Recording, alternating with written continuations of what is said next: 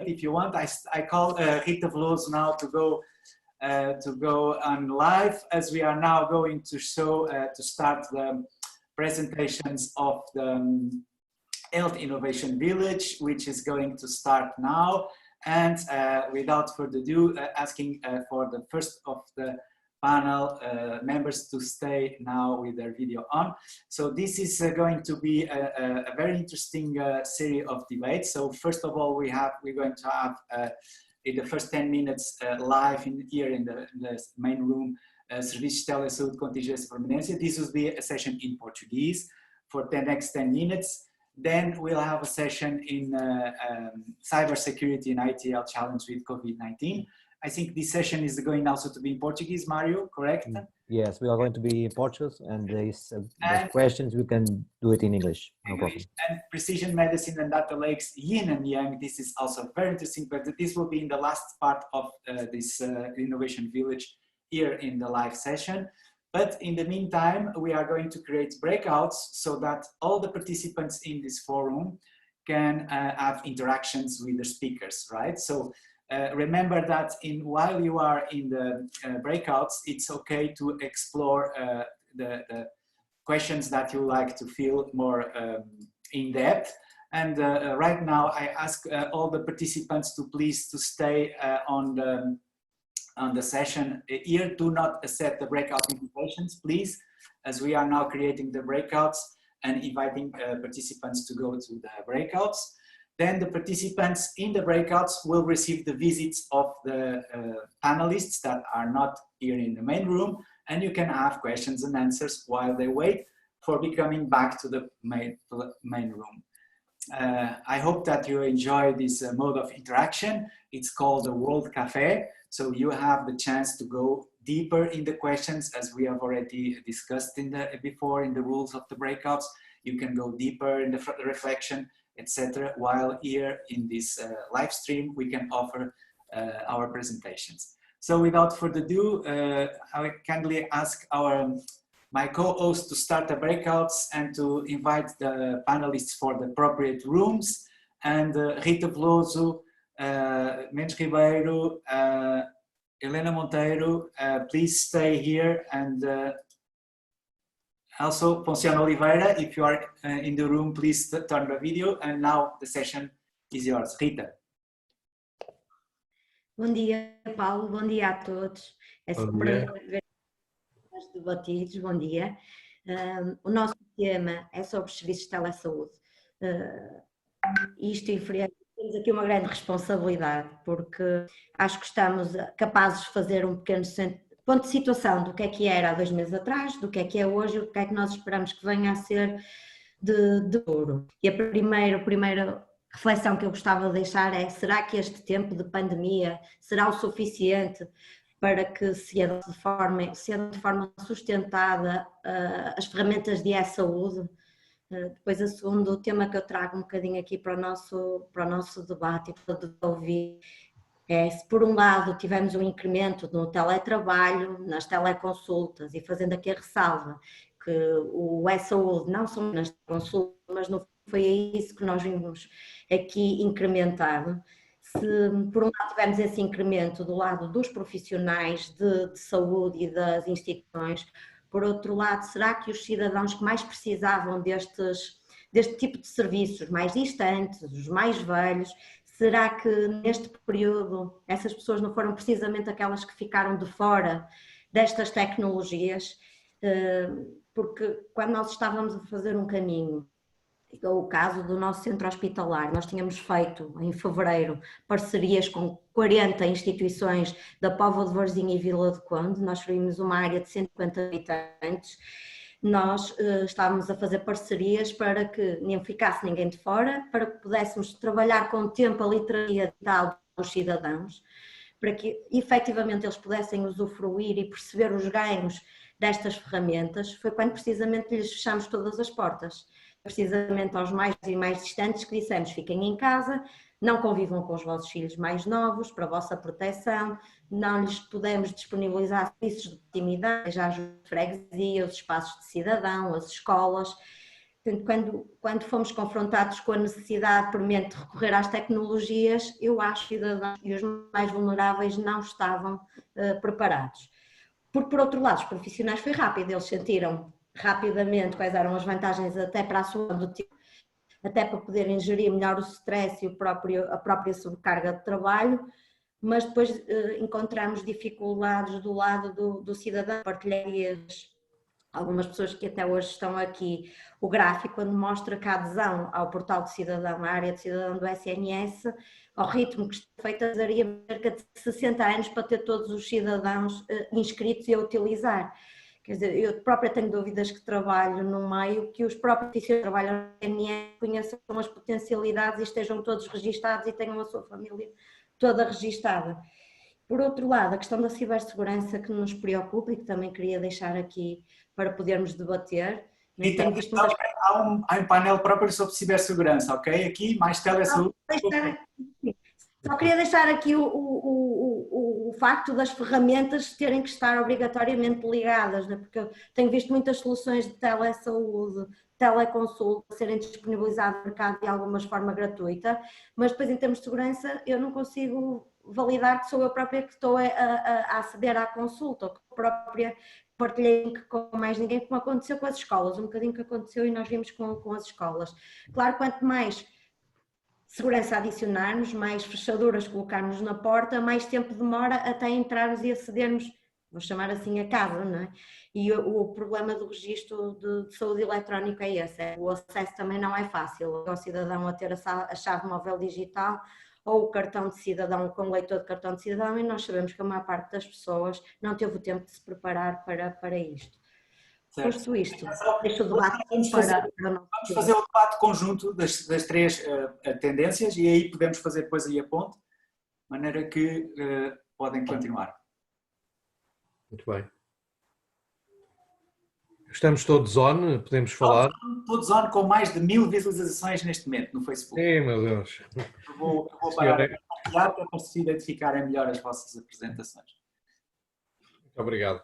Bom dia a todos. Achei muito interessante a introdução da Rita Veloso. É também uma grande promotora do digital e é bom que todos nos juntemos agora a aproveitar esta onda do Covid que acabou por fazer em 2 meses pelo digital aquilo que temos andado vários anos em Portugal a empurrar.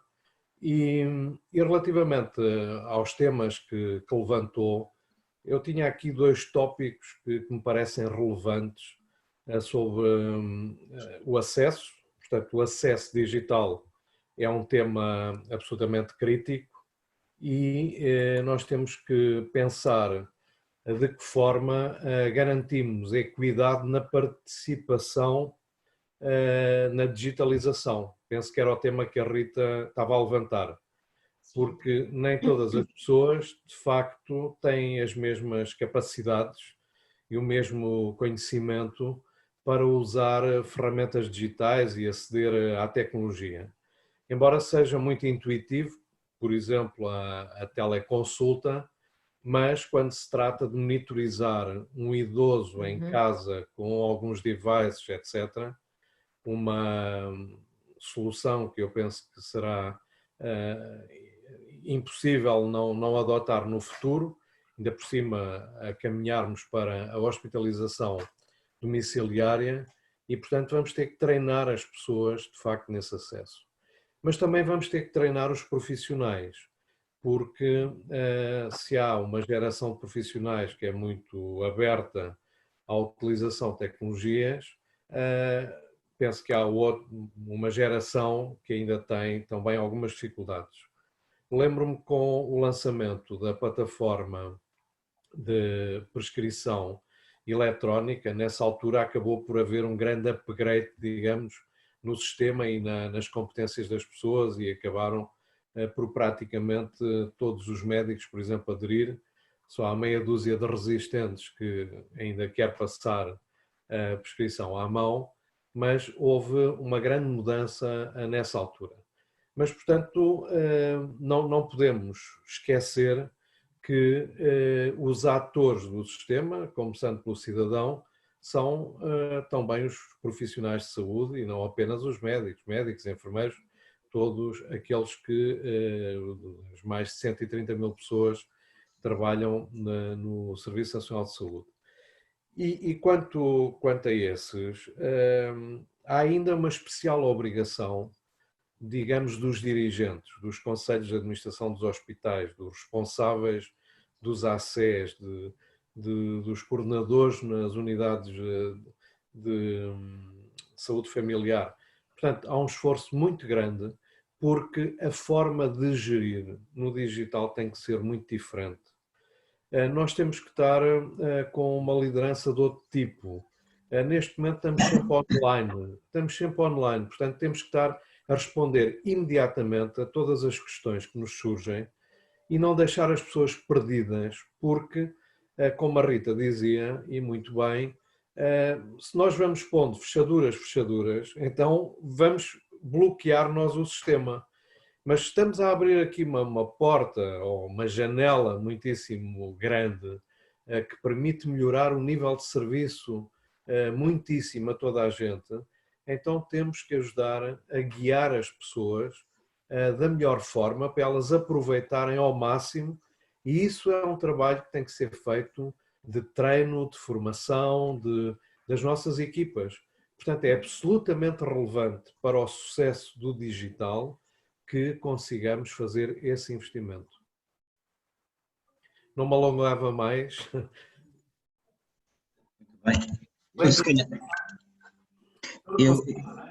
Muito bem, eu se calhar podia também dar aqui algum contributo. Eu subscrevo inteiramente aquilo que o José Mendes Ribeiro e a Rita Veloso, a quem aproveito para cumprimentar, disseram. Eu acho que abordam, no fundo, o essencial de algumas questões que não podemos ignorar neste tempo. Eu aqui há dias, a convite do Paulo Nunes de Abreu, que agradeço o convite uma vez mais para aqui estar, felicito pela iniciativa, eu dizia que nós não podemos, a primeira coisa que temos que fazer é a distinção de dois momentos. A distinção deste momento em que vivemos um estado de emergência e a que se seguiu um de calamidade e que esperamos, não porque o desejemos, mas porque ele irá acontecer, esperamos que se perpetue por mais algum tempo, e outra coisa é o estado de nova normalidade que a eles se seguirá. Num primeiro momento, nós temos duas coisas para fazer, que é reagir à crise e tentar simultaneamente perceber onde é que estão as oportunidades para as capturarmos. A grande oportunidade que aqui se gerou, apesar de todas as dificuldades que nos estão a ser criadas e do sofrimento que a muitas pessoas está a ser provocado, é o facto das pessoas se terem visto confrontadas no seu próprio interesse com a adesão à assistência remota. No caso da saúde, porque em toda a sociedade, todos nós procuramos adotar uma forma de relacionamento remoto para nos mantermos seguros em casa, para mantermos os nossos entes queridos seguros e portanto, nós vimos-nos forçados a olhar para as ferramentas do digital, e da telesaúde em concreto, que é o tema desta reunião, como uma forma, como uma ferramenta de nos auxiliar na manutenção desta segurança, sem deixarmos sem prescindirmos de grande parte daquilo que era a nossa vida. Esse é um momento circunscrito no tempo. Outro momento será aquele em que se seguirá a este e em que as pessoas, uma vez incorporadas estas rotinas nas suas vidas, naturalmente se tornarão mais exigentes com todo o contexto. Isso no que diz respeito, por exemplo, à segurança, e eu percebo porque é que a Rita não deixou de falar na cibersegurança, porque é condição sine qua non num cenário de normalidade para se adotarem essas ferramentas, a própria coesão sociotecnológica, que passará a ser a coesão, terá um grande efeito sobre a própria coesão social real. Isto é, se nós desenharmos um conjunto de ferramentas, todas elas orientadas para a assistência digital, seja na saúde ou noutros serviços, o que acontece é que a infoexclusão terá um peso muito maior e terá um peso que se traduzirá numa exclusão social real, porque Aqui há uns anos atrás nós tínhamos por hábito, e ainda hoje, promover alternativas digitais mais cómodas para garantir o empoderamento da utilização dessas tecnologias.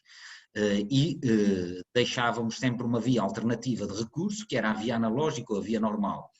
A verdade é que, com o avançar do tempo, nós começam a ser mais, ou tendencialmente mais, aqueles que podem utilizar essas ferramentas do que outros. E, portanto, há aqui uma diferenciação positiva no acesso que começa a ser exclusiva para aqueles que não dominam essas ferramentas. Mas não quer dizer que isso também não esteja identificado. Isso já está identificado há muito tempo. Eu recordo-me de documentos de 2011, de 2010, em que chamavam já a atenção para o grau de literacia e de infoexclusão e de infoinclusão da sociedade. O que é que nós temos que garantir?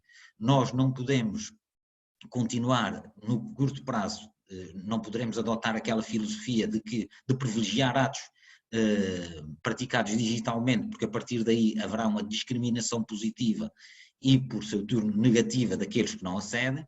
Vamos ter que preparar as populações para isso e, em alguns casos, até criar mecanismos que suprimam essas insuficiências. Isso passa também pela alteração que nós temos que introduzir no nosso sistema de saúde em geral, de o reorganizar para o perfil socioepidemiológico que nós temos.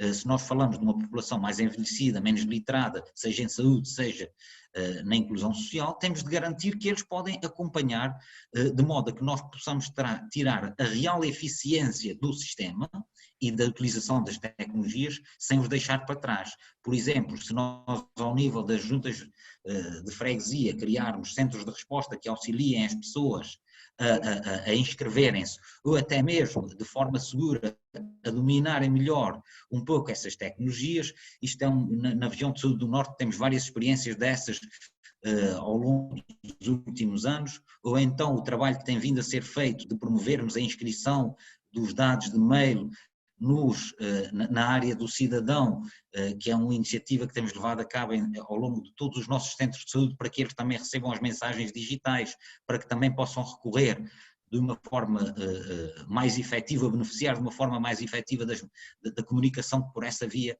é estabelecida.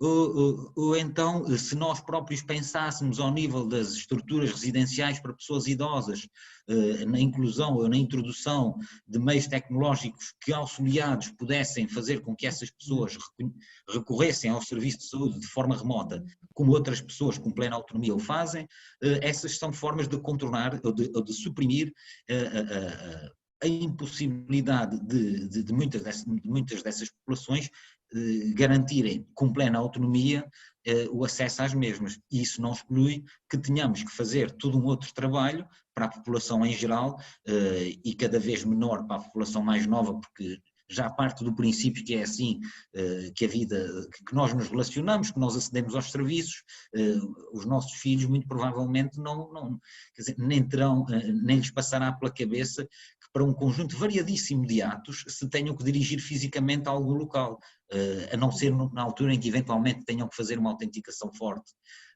Isto eram alguns dados que eu gostava de deixar aqui em cima da mesa para já. Muito bem. Rita, não sei se quer concluir aqui este painel, porque depois vamos abrir o breakout para vocês fazerem mais interação. Sim, só reforçar o que os colegas disseram, nomeadamente o Dr. Ponciano, precisamente esse trabalho junto das juntas de freguesia, dos lares, das universidades séniores que nós estávamos a trabalhar antes disto acontecer. Não houve tempo suficiente para que isso seja uma prioridade.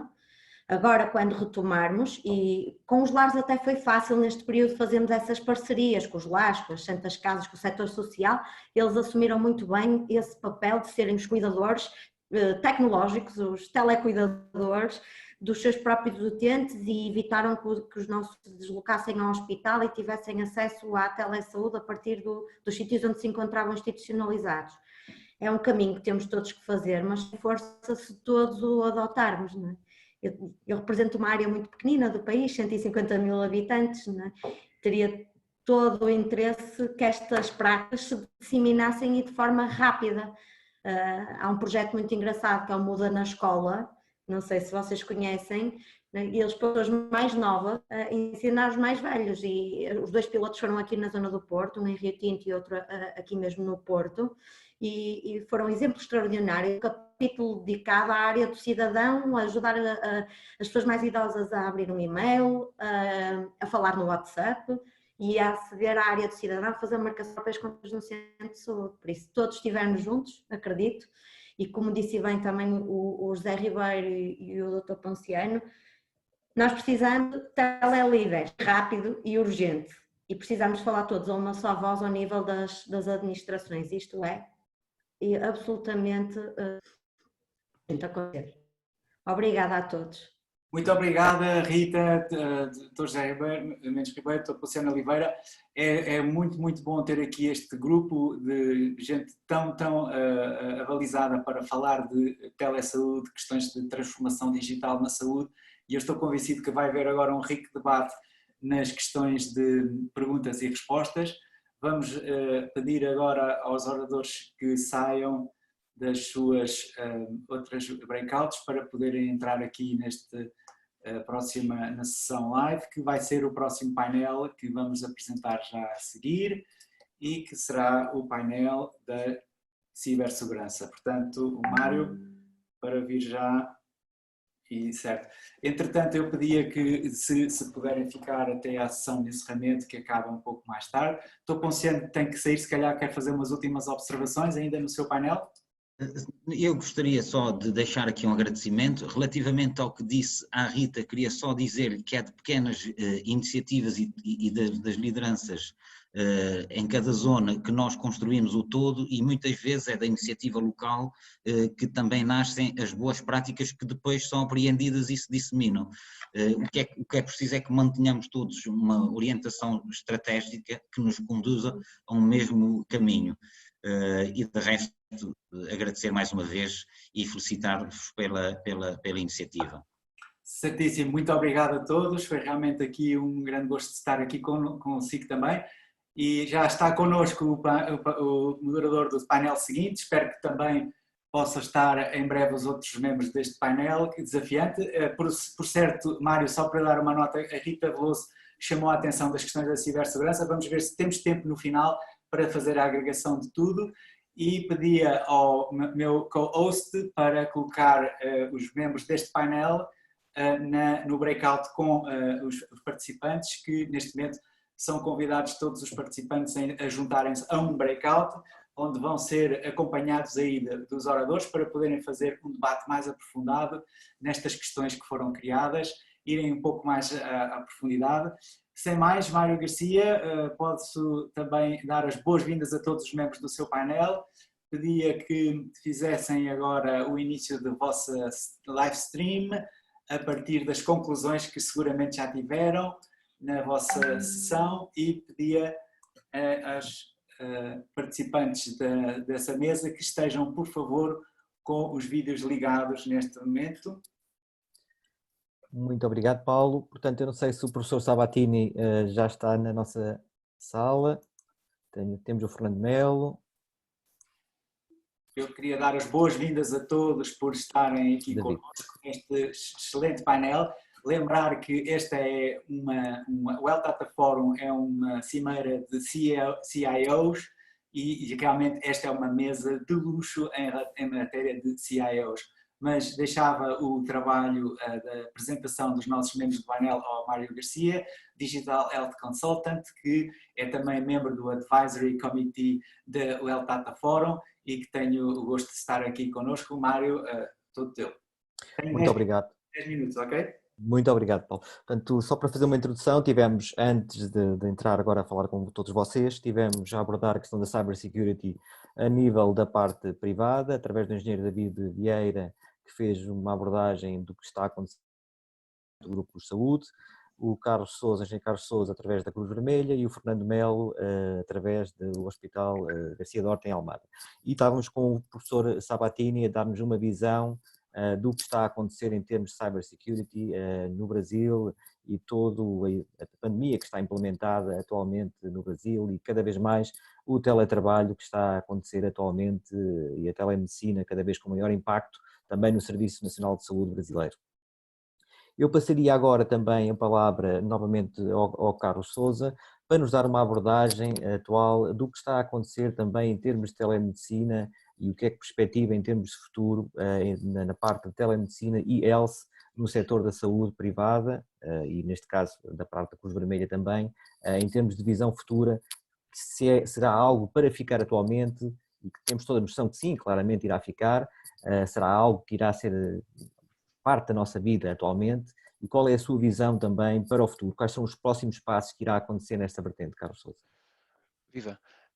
A nossa experiência era, basicamente, em termos de plano estratégico, a telesaúde já fazia parte, desde há alguns anos, do nosso plano de negócios, digamos assim. Portanto, quando edificámos mais recentemente o nosso Heart Center, uma das vertentes tinha a ver, de facto, com os aspectos de telesaúde e a capacidade de monitorizar os nossos doentes à distância. Portanto, isto já era um plano que estávamos a implementar e que está a funcionar recentemente. Portanto, começámos em 2018 a procurar as soluções e a infraestrutura, porque de facto não chega a encontrar soluções que podemos designar de telesaúde, como aquelas que estão agora, no fundo, a popular como cogumelos, digamos assim, mas que acabam por muitas delas serem autênticos silos, e isso não é de todo o que se pretende, porque no fundo cria depois aqui uma grande dificuldade ao profissional de saúde, por um lado, e à equipa administrativa, à equipa de apoio, porque muitas vezes há uma necessidade de facto ter um processo integrado e ágil, e isso implica todo o planeamento, agendamento, os registros clínicos, e tudo isso tem que estar integrado num contexto de uma plataforma de telesaúde, digamos assim. E, portanto, a telemedicina exige esse trabalho. É claro que agora, nesta altura de pandemia, acabamos por encontrar soluções paralelas, basicamente para conseguir pôr em contacto o médico com o doente, que era o mais crítico. Portanto, havia uma necessidade de responder à impossibilidade da presença física. Há algumas limitações, ou seja, o facto do doente não estar em presença impede o profissional de saúde de fazer algumas medições, no fundo determinar, não pode tocar no doente, não é? E em alguns contextos clínicos, em algumas especialidades é importante, mas noutras tantas acaba por ser uma excelente solução. Nós verificamos no que diz respeito até à taxa de mortalidade, que eu acho que são números que vamos ter conhecimento deles com mais trabalho sobre o que está a acontecer, nomeadamente aqui, todos os diagnósticos e todas as situações de saúde que não estão relacionadas com a Covid, e portanto quando falamos de situações cardíacas, prevalências associadas à insuficiência respiratória, toda a área oncológica, precisam de ser acompanhadas e, portanto, não podem ficar reféns dos recursos estarem afetos, como estiveram durante algum tempo, para a área, para o diagnóstico de Covid, e, portanto, a telesaúde acabou por ajudar e por criar aqui muita sinergia no sentido de acompanhar muitas destas situações.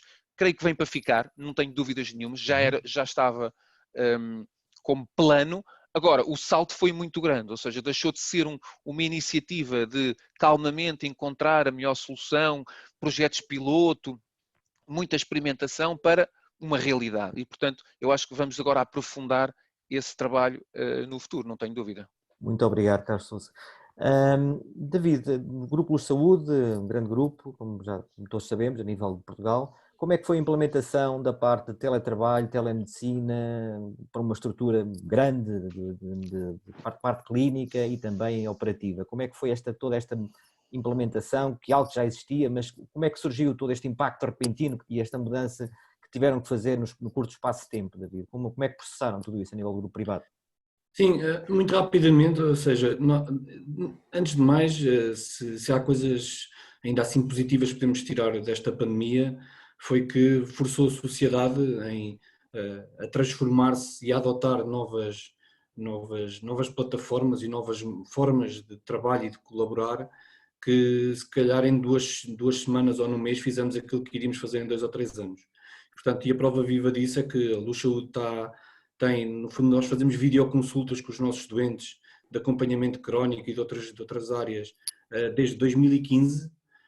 Temos tido um crescimento acentuado, mas ainda assim aquém daquilo que gostaríamos, muito por isto que já falámos aqui, porque a própria população tem alguma literacia e alguma resistência a ver isto como uma alternativa viável ao contacto físico, como o Carlos ainda agora falava, mas no fundo, com a entrada da pandemia, vimos no fundo um aceleramento exponencial naquilo que foi as nossas videoconsultas, e só para terem uma ideia, em abril, só no mês de abril, fizemos mais de 3.200 consultas por vídeo, com mais de 300 profissionais nas mais diversas especialidades, ou seja, especialidades que à partida nem nos pareciam que pudessem ser excelentes candidatas para a parte das videoconsultas, e acabaram por sê-lo, e com um grande sucesso, com um grande feedback positivo por parte dos nossos doentes e por parte também dos nossos profissionais, que muitos deles também eram bastante reticentes relativamente a esta abordagem, e hoje são os primeiros a dizer que não veem como é que a medicina pode continuar nos próximos tempos, com ou sem Covid, sem as videoconsultas. E, portanto, de resto, tal como o Carlos disse, acho que é importante que isto seja tudo enquadrado numa estratégia global, como estamos também a fazer. Achamos que os dados e do IoT e toda esta parafernália de dados que podem ser recolhidos pelos doentes são importantes, mas não se devem misturar com os dados reais dos próprios processos clínicos eletrónicos, porque são dados que muitas vezes carecem de alguma validação clínica que à distância é difícil de ser feita, mas é uma realidade que está aí para ficar. Em relação ao teletrabalho, bom, foi aquilo um pouco também já se veio a dizer, ou seja, nós acabámos por ter, como todas as empresas, penso que em Portugal, uma pressão grande para ter colaboradores em teletrabalho. Nós neste momento temos cerca de 1.500 pessoas remotamente a trabalhar, maioritariamente, por razões óbvias, as áreas de back-office que não necessitam de estar a trabalhar fisicamente nas nossas instalações, portanto, estão em teletrabalho e a trabalhar nas nossas aplicações, e isso só é possível porque, na realidade, era algo que já tínhamos, não a esta dimensão, mas era algo que já tínhamos, e que, fruto de um enorme progresso que temos feito na virtualização dos postos de trabalho, tornou-se para nós simples depois dar este salto, e é algo que temos feito com algum sucesso e com um feedback grande por parte dos nossos utilizadores. Muito obrigado, David. Professor Renato, no Brasil, e sendo membro da Associação de Telemedicina Americana também, como é que se está a processar toda a parte de telemedicina no Brasil e toda a ligação de uma estrutura gigante brasileira neste momento, professor? Bem, o Brasil tem telemedicina já desde 1984, 1985, devido ao tamanho do país e muito grande em termos de extensão territorial. Então, a telemedicina sempre foi vista como uma solução ideal para algumas aplicações.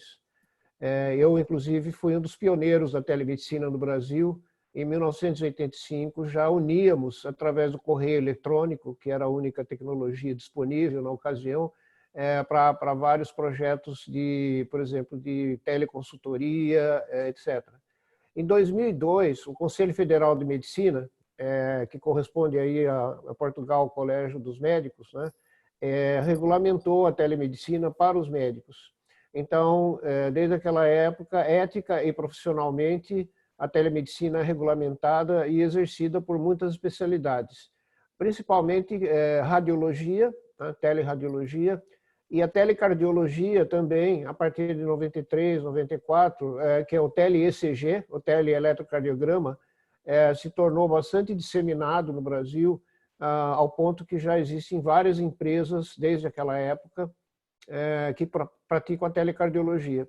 Mais recentemente, nós temos outras especialidades que também dá para fazer à distância, como, por exemplo, a dermatologia, que é muito disseminada também no Brasil. Nós temos dois grandes projetos financiados pelo Estado. Um deles se chama RUT, quer dizer, Rede Universitária de Telemedicina, que é uma rede de 160 hospitais de escola. No Brasil, nós temos 327 faculdades de medicina, temos 450 mil médicos, 300 mil enfermeiros, dentistas, 1 milhão de enfermeiros e 7 mil hospitais. Então, pelo tamanho da coisa, né, vocês podem imaginar, pelas distâncias envolvidas, para nós, por exemplo, 300 quilômetros de distância é pertinho, é ali mesmo, na esquina, 300 quilômetros. Dá para ir de Lisboa a Porto tranquilamente. Para nós, distante é 1.000 quilômetros, 2.000 quilômetros. Então, o transporte aéreo é muito usado. Então, a medicina, através de uma boa internet, passou a ser muito praticada, mas principalmente, Mário, nas especialidades diagnósticas, que é o que a gente chama de especialidade NPC, No Patient Contact, não tem contato com o paciente, né? Então, essa aí, como não existe o contato com o paciente, ocorre entre médicos ou entre instituições, é extremamente generalizada. Nós devemos ter cerca de 200 ou 300 empresas que prestam serviços de teleradiologia, telecardiologia, teledermato, telepatologia, etc. Mas não era permitido fazer a teleconsulta direta entre o paciente e o médico, tá? Porque o Conselho Federal de Medicina via isso como uma degradação da consulta médica, uma vez que ele propugna porque seja, pelo menos a primeira consulta, seja feita presencialmente, devido à necessidade do exame físico. Essa proibição é irracional, porque existem especialidades que não precisam de exame físico. Psiquiatria, por exemplo. Alguém aí conhece psiquiatra que faça exame físico? Aqui no Brasil não há, né? Então, a primeira consulta na psiquiatria já pode ser feita à distância. Mas a resolução era geral para todas as especialidades, o que foi uma coisa irracional. Então, o ano passado, 2019, saiu uma nova regulamentação, 18 anos depois da primeira, que foi em 2002, e então os médicos passaram a poder fazer a teleconsulta. Mas ainda o Conselho Federal de Medicina ainda insistia na sua posição de que todas as outras teleconsultas, entre médicos ou com outro profissional de saúde na outra ponta, era ainda necessário. Com a epidemia mudou tudo, mudou absolutamente tudo. Então, tanto o Conselho Federal de Medicina quanto o governo federal, através de portarias do Ministério da Saúde e através de uma lei federal que passou recentemente no parlamento, autorizou-se também a teleconsulta. E por que isso? Acredito que, como Portugal, aconteceu, os consultórios médicos, odontológicos, etc., ficaram fechados, totalmente cerrados. Os pacientes que estavam a ser acompanhados perderam esse acompanhamento, os médicos tiveram o seu rendimento zerado, e essa situação angustiante, então, possibilitou o desenvolvimento da teleconsulta direto entre o médico e o paciente. Então, surgiram, assim, do dia para a noite, mas literalmente do dia para a noite, cerca de 50 plataformas de teleconsulta.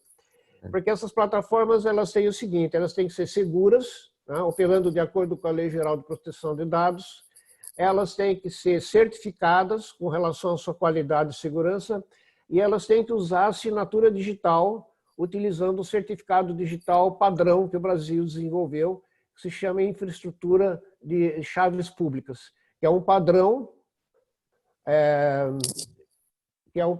que foi desenvolvido no Brasil já há bastante tempo, há cerca de 15 anos, e que está sendo utilizado justamente para o médico poder assinar a receita digital, enviar diretamente para a farmácia, e aí o paciente vai retirar lá a receita, e existem vários tipos de receitas para medicamentos de tarja aberta, medicamentos controlados, de tal forma que isso hoje já se tornou uma realidade. E muitos médicos que não gostavam de teleconsulta passaram a gostar. Então, embora essa regulamentação seja apenas na emergência, tá? A emergência da Covid-19, eu acredito pessoalmente que ela vai continuar.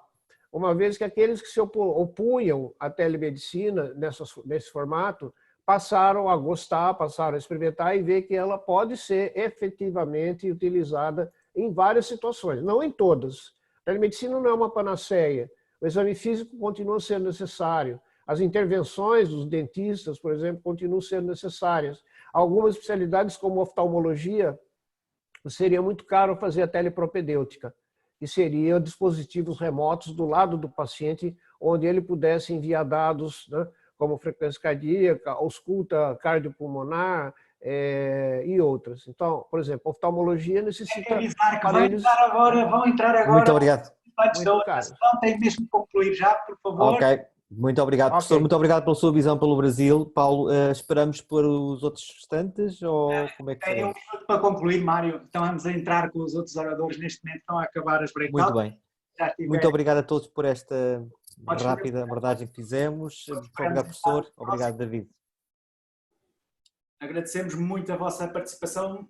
Podes concluir, Mário, se quiseres alguma. Pronto, apenas concluir, portanto, no fundo acho que foi bastante interessante ter uma abordagem de vários setores da saúde, quer a parte privada, a parte pública, ter a visão brasileira do que está a acontecer em termos de cybersecurity no Brasil e também a visão de telemedicina que está implementada num país com a dimensão do Brasil também. Portanto, acho que foi bastante importante abordarmos estes dois tópicos importantes na realidade atual. Eu lembro que ainda podem continuar um bocadinho a debater mais, porque agora vai ser. Estou a pedir então que entrem em linha o Ricardo Correia, o Fanel e a Joana Feijó. Vamos fazer esta parte final em inglês para fazer a parte final. Peço que eles, por favor, liguem os vídeos se estão aqui entre nós. Ricardo Correia, o Anelius, can you please turn our video on?